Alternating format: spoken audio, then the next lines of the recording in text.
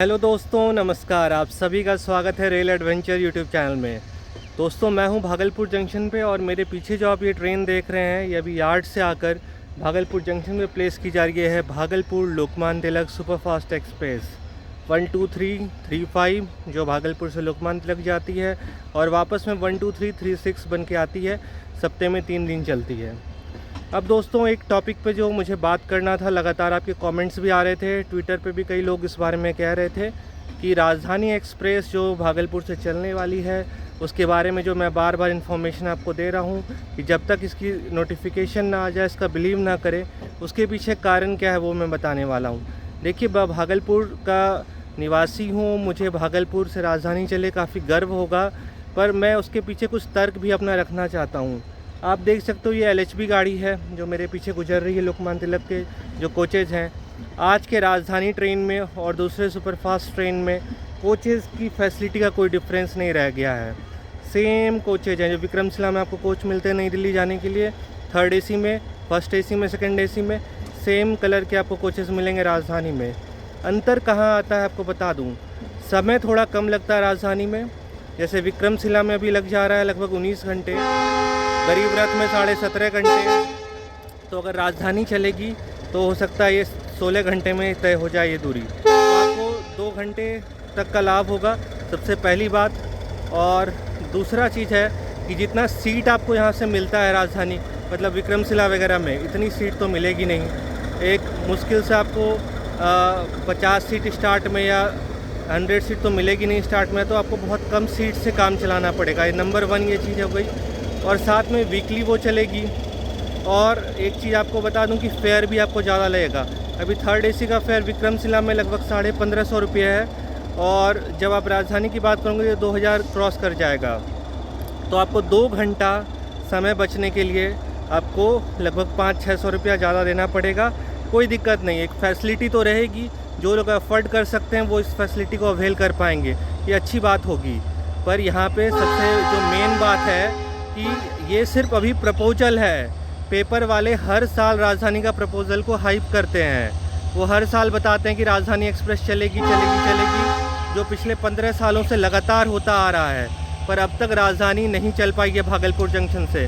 कुछ खास न्यूज़पेपर वाले हैं, वो हर साल इस मुद्दे को हाईलाइट करते हैं, हाइप क्रिएट करते हैं, और अंत में राजधानी नहीं चलती है। तो मैं आपसे यहाँ पे बताना चाहूँगा आपको कि राजधानी एक्सप्रेस जो है उसको अगर जब तक नोटिफिकेशन ना आ जाए तब तक आप बिलीव ना करें। बगल में गुड्स ट्रेन क्रॉस करती थी।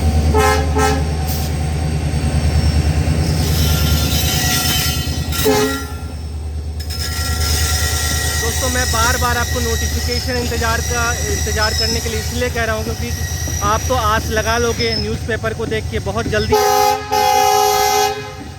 भोली भाली जो जनता है बहुत जल्दी इस बात पे बिलीव कर लेती है कि राजधानी एक्सप्रेस चलेगी, क्योंकि पेपर वाले कह रहे हैं। कई लोग का ये भी तर्क है कि ईस्टर्न रेलवे ने ट्वीट कर दिया है तो राजधानी चलेगी।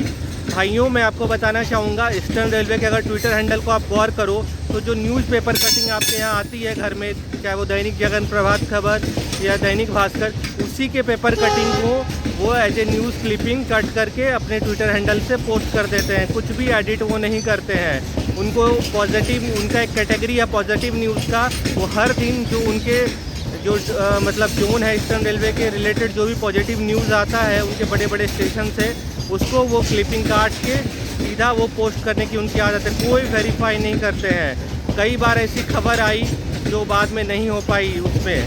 जैसे मैं आपको बताना चाहूँगा, उन्होंने जमालपुर टनल को कब से वो उस पर पोस्ट कर रहे हैं ट्विटर पे कि जमालपुर टनल चालू हो जाएगा 1 महीने में, 2 महीने में, और अब देखो अभी तक जमालपुर टनल चालू नहीं हो पाया है। इसी प्रकार का।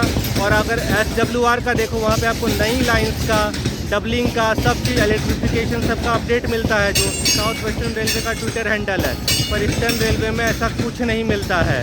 और आप देख सकते हो ये मालगाड़ी भी अभी जा रही है, इसका CRS इंस्पेक्शन 6 तारीख को ही अक्टूबर में कर लिया गया था इस रूट का, बाराहाट से लेकर दुमका। पर अभी भी डीजल लोको से चलाया गया। आप मेरे इस वीडियो में देखे थे, मेरे बगल से डीजल लोको में यह मालगाड़ी गई थी। तो आप देख लो कि कितना सुस्त है ईस्टर्न रेलवे में, क्या कहता है और क्या करता है। स्पीड तो बोली गई कि इस रूट की बढ़ा दी गई है, पर कवि गुरु एक्सप्रेस को कभी आप खोल के आपने देखा है NTS में? अभी भी उसको बाराहाट के 36 किलोमीटर कवर करने में 1 घंटे लग रहे हैं। तो कहाँ गई वो 100 किलोमीटर प्रति घंटे वाली स्पीड। उसी तरीके से इस रूट पे भी कहा गया, जो भागलपुर जमालपुर साहिबगंज रूट है, कि यहाँ पे भी 120 से चलेगी, बट टनल पूरा नहीं होने के कारण यहाँ पे भी सीआरएस इंस्पेक्शन नहीं हो पाया और 120 का ट्रायल बस ट्रायल ही रह गया और अभी तक ट्रेन को 110 पे चलने की अनुमति नहीं मिली है।